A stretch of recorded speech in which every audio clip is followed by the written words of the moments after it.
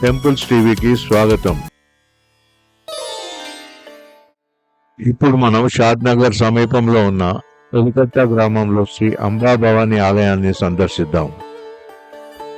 ఈ ఆలయం పచ్చని చెట్ల నడుమ ఆహ్లాదకరమైన ప్రాంతంలో నిర్మింపబడింది.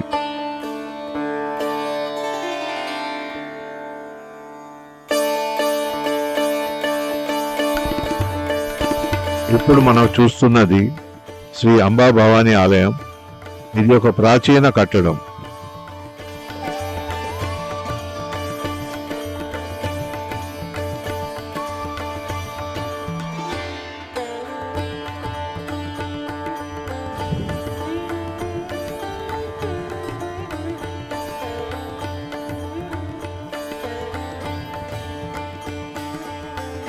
మనం చూస్తున్న నిర్మాణం గుడికి ఎదురుగా ఉన్నది.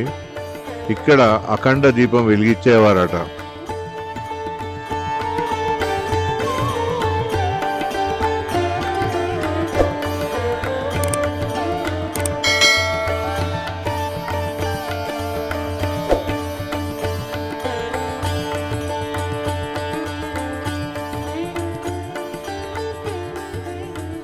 ఇప్పుడు మనం శ్రీ భవానీ మాత ఆలయ అర్చకుల మాటల్లో గుడి విశేషాలు తెలుసుకుందాం.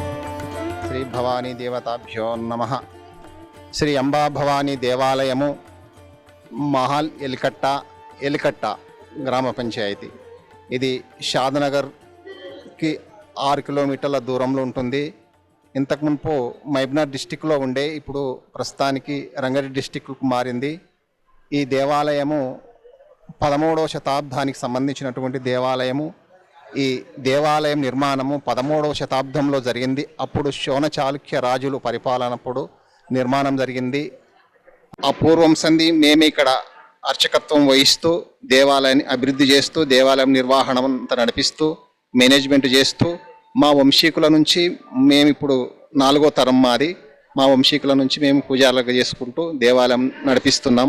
దేవాలయానికి పూజ కార్యక్రమాలు ఉత్సవాలు ఎప్పుడు జరుగుతాయంటే ఆశ్వీజ శుద్ధ పాడ్యం నుంచి దశమి వరకు అక్టోబర్లో జరుగుతాయి.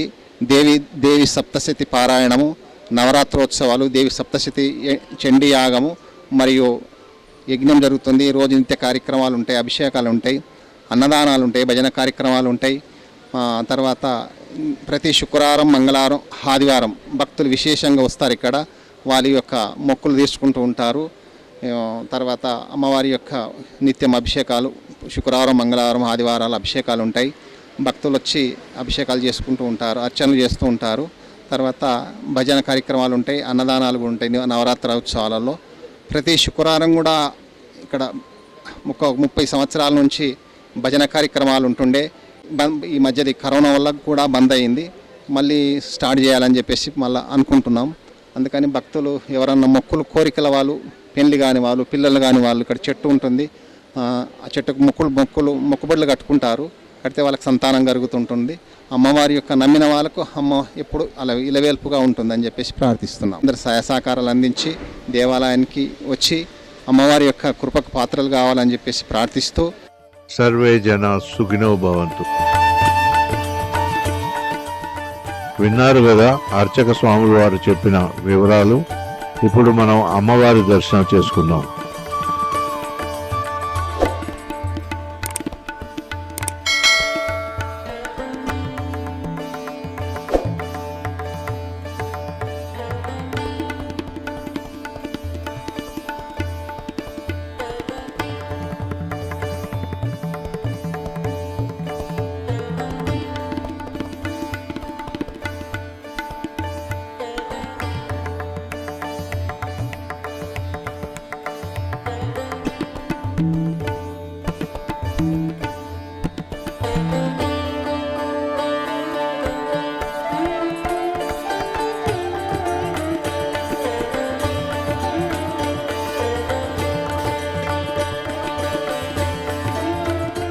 ఈ ఆలయంలో వాహన పూజ మరో ప్రత్యేకత.